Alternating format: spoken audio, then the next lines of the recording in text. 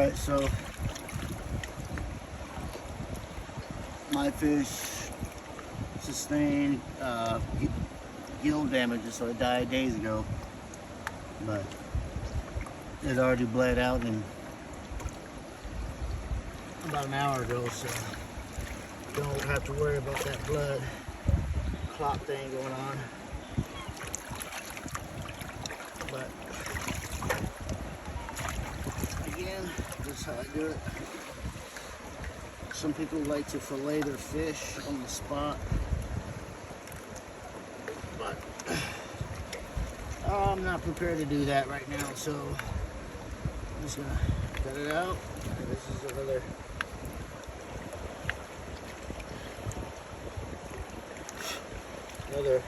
head. As you can see, he's got eggs in here. And baby, if you can get a little closer. And people always talk about there's fresh salmon, you know, you clean it out quick. You don't have to worry about those worms, right? First fish of the season. You see how small these eggs are. They're not even ready to spawn yet. But if you look closely. All right, these are not the worms here. But if you look closely in here, there's worms. You see these little guys here?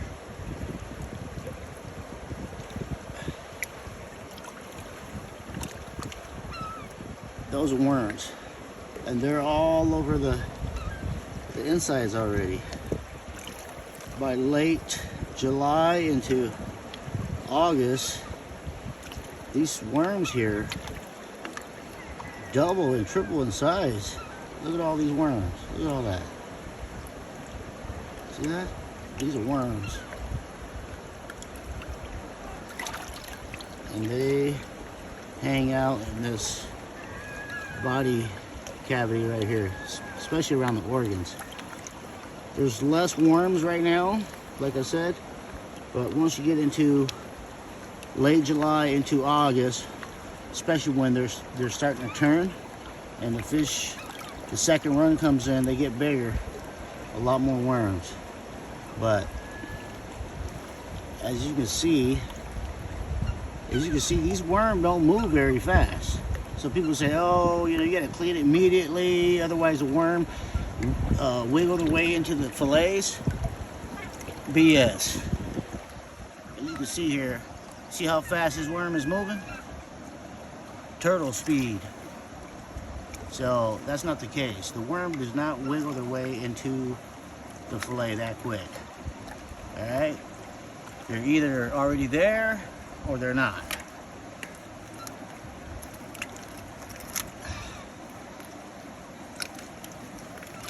I've been doing this 24 years and I'm sure I know what I'm talking about. And for the record, out of all the people that came out this morning, my wife and I were the only one that caught fish. So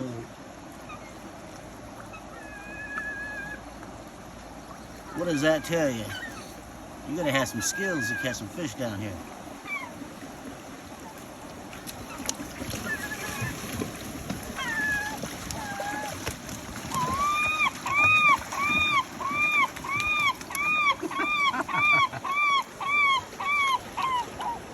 Here's a heart.